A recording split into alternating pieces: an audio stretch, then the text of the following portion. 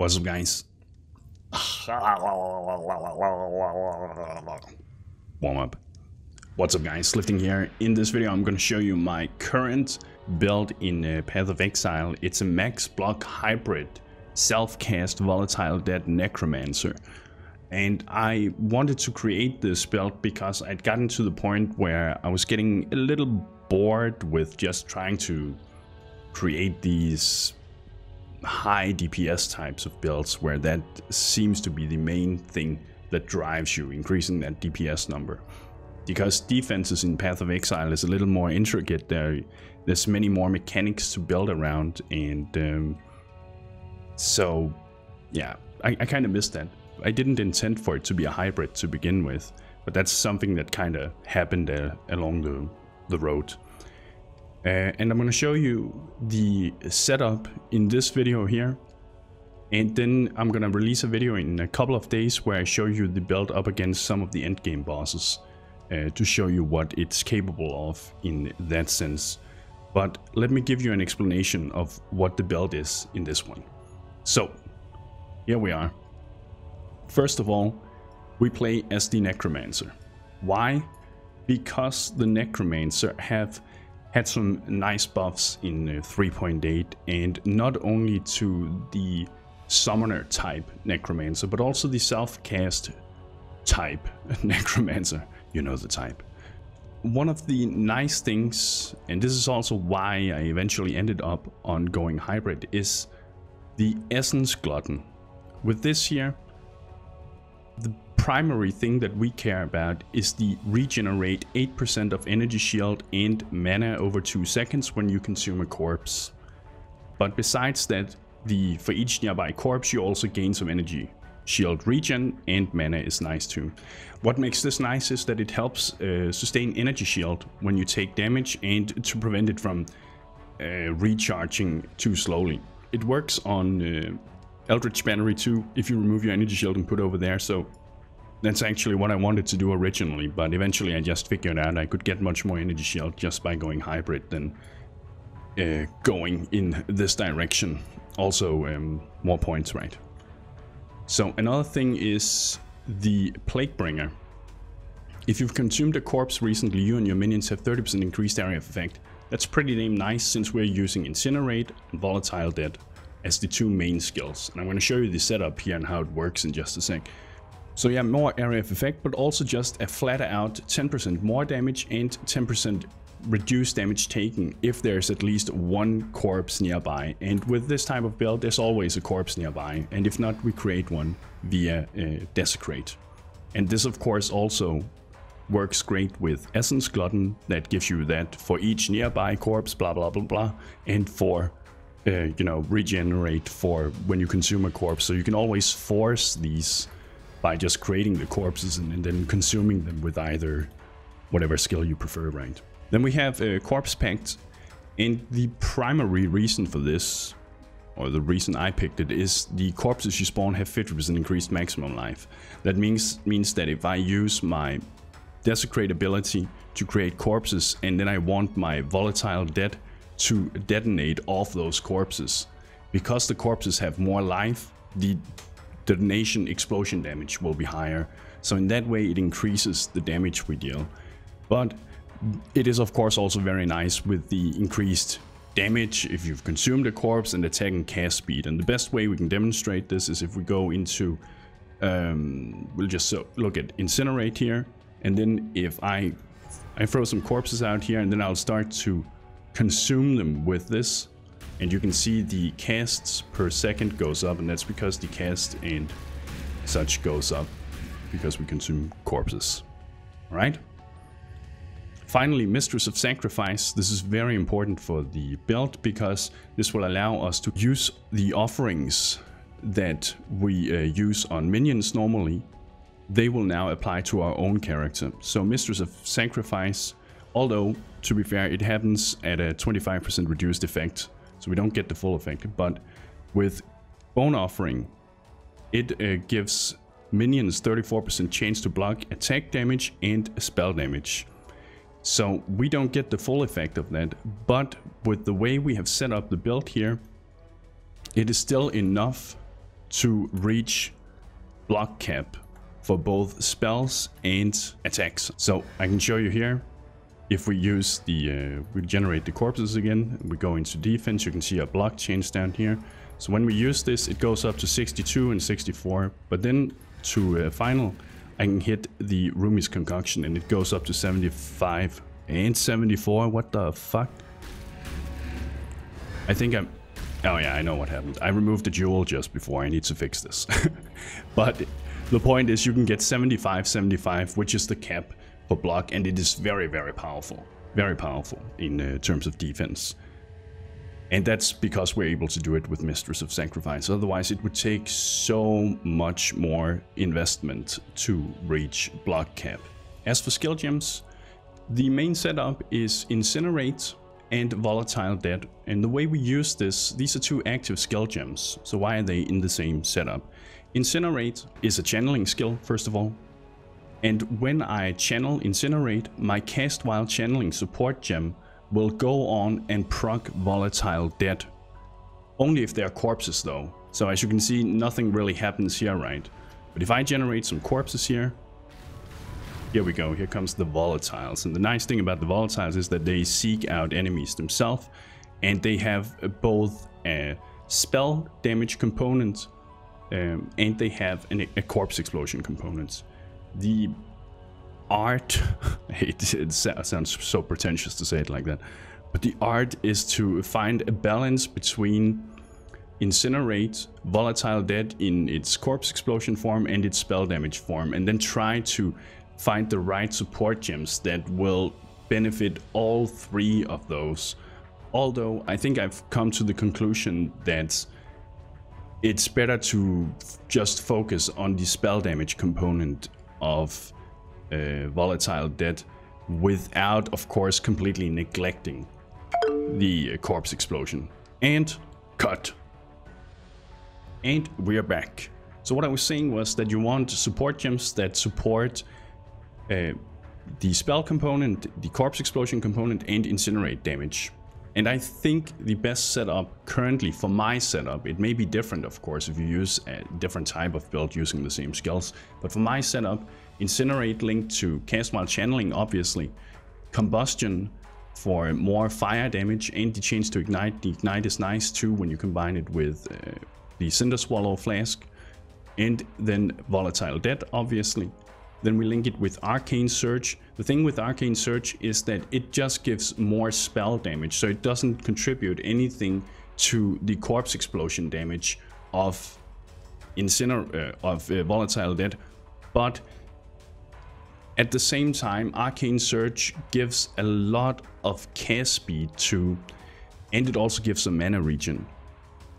And the thing is, when you use Incinerate with this setup, you can see that Incinerate ticks up to 8 and then you can release it. Or you can release it at any time, but if you release it at 8, that's when it will deal the most damage. But the reason I think it's worth it is because Volatile Dead right now, when we cast that through this, it will consume 3 corpses, right? And when you use Desecrate, you can create a maximum of up to 10 corpses. It used to be 15, it's now only 10. So you kind of want to line up your cast speed so that you can see this is the corpses we have. We have 10 corpses now. So when it reaches 0, that number reaches 0, and then you want it to be around the time that it reaches 8 on your Incinerate, because that means you've depleted all your corpses and you are at maximum stages of your Incinerate, so you can release it and deal the most damage. So that's why I think Arcane Surge is actually pretty decent for it, despite it not applying to the corpse explosion component. Oh, and I should say that when you're trying to do this, when you're casting your Incinerate and you're trying to time it so that you want to release it at 8 stages, what you can do is simply cast Desecrate at that time. Casting Desecrate will release it and you can continue on. So you don't have to release it first and then cast it. Finally, I use it with Concentrated Effect. And if you were to play this, I wouldn't recommend using it with concentrated effect in the beginning. The area of effect is pretty damn nice when you don't.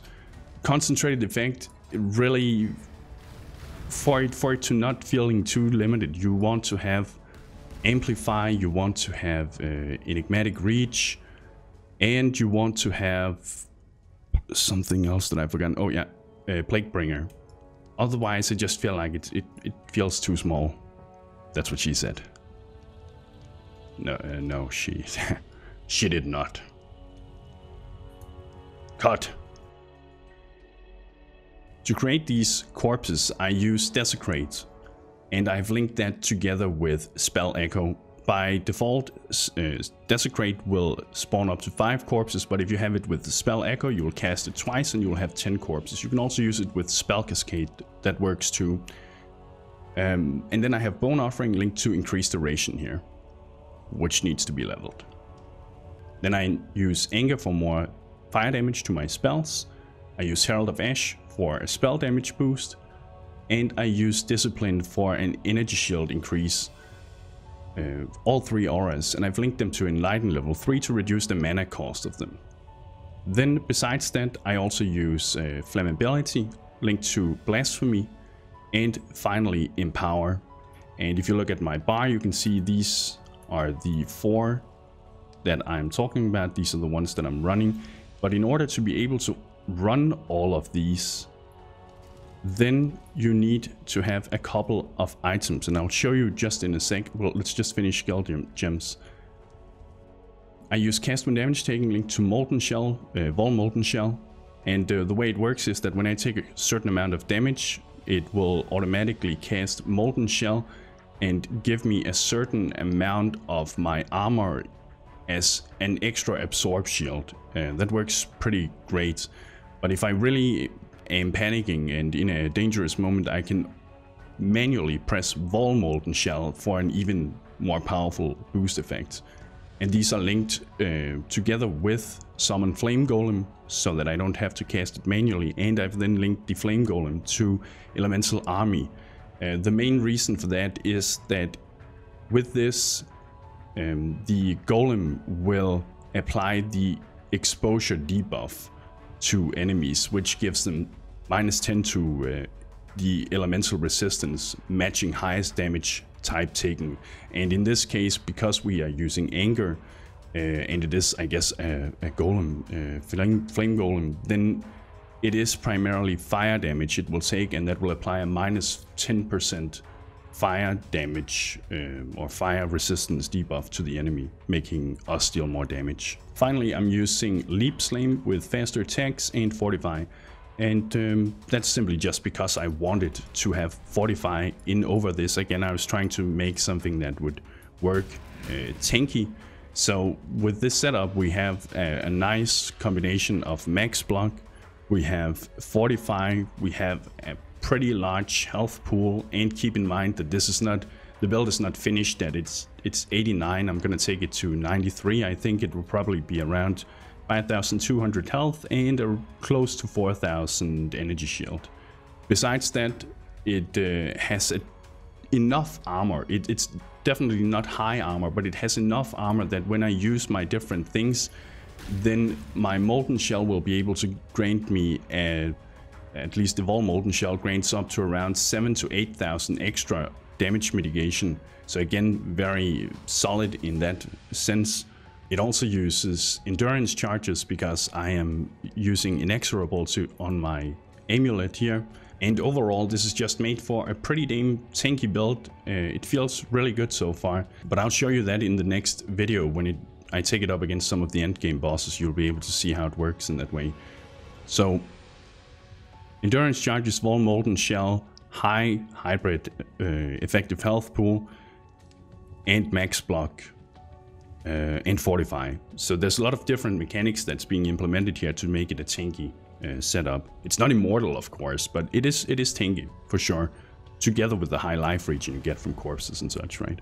As for gear, don't ever look at my staff. This is something very temporarily. Don't use that as inspiration.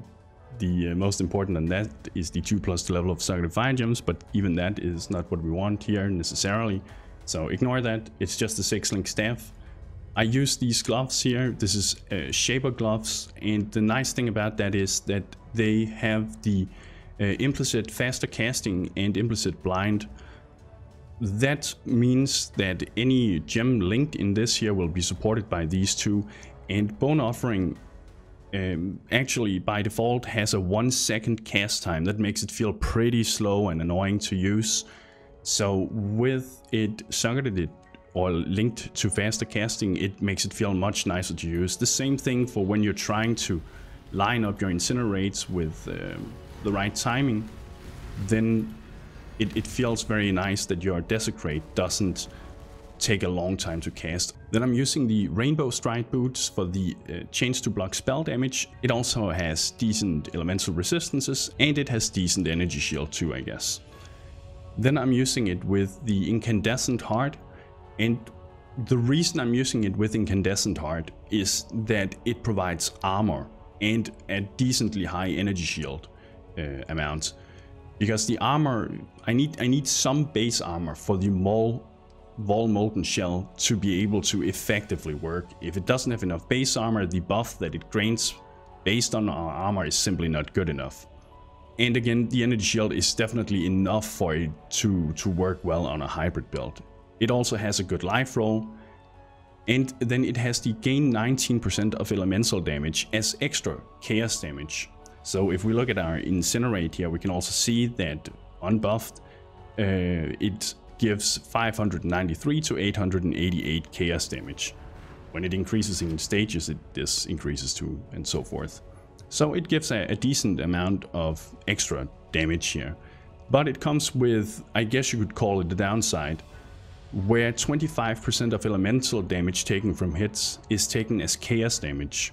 Now, unless you have Chaos Inoculation, any chaos damage you take will not be mitigated by your shield, so it will be applied directly on your health pool. So if you don't make sure to at least get your chaos resistance to non-deficits to 0 or close to, right, then there are some elemental enemies that will wreck you, that will destroy you. But I haven't had any issues with this when I make sure to take care of the resistance, so that the incoming chaos resist from the elemental damage is being mitigated. So I kind of like Incandescent Heart for this, but it's in no way the absolutely necessarily best. You can use many other different types of chests, and if you don't care about the Vol Molten Shell setup, you could just go for Carcass Jack, which is really nice. It will give you a lot of increased area of effect, increased damage, and so forth. Then I'm using the Circle of Anguish. With the Herald of Ash has reduced mana reservation, and the Herald of Ash has increased buff effects. This greatly increases, well, obviously increases the effect of Herald of Ash, increasing our damage overall. And the reduced mana reservation is what allows us to run Flammability, Herald of Ash, Anger, and Discipline. Well, the thing is with Flammability, the reason we're allowed to run this, since we can sustain that with Blasphemy, is then because we use it with Impressions that reduces the mana reservation of Flammability by 100%. So when you use it with Blasphemy that otherwise normally reserves a certain amount of mana, that is no longer a thing, even when you then link it to Empower to give it further levels, which normally would increase your mana cost of it even further. That's not a thing anymore. So we can run these 4 effectively, and I think it works very nicely. I use an Ethereus Promise for the extra damage, chaos damage it grants based on our elemental damage and the leech it provides. I use a Rumi's Concoction for the block it provides, but also because of the armor that then works great together with Molten Shell. I use the Cinder Swallow Urn, which is amazing for this type of setup, because every time we kill an enemy during Flask Effect, we recover 3% of life, 2% of mana, and 3% of energy shields. So these are all things that we use and rely on. The nice thing is that when we use a channeling skill, and again, this is why hybrid works in this sense, and we can still run all these auras. A channeling skill has a very low mana cost, so if you just have decent mana regen, then you don't have to worry about it. And that's why you can see we've been able to reserve pretty much all of our mana here.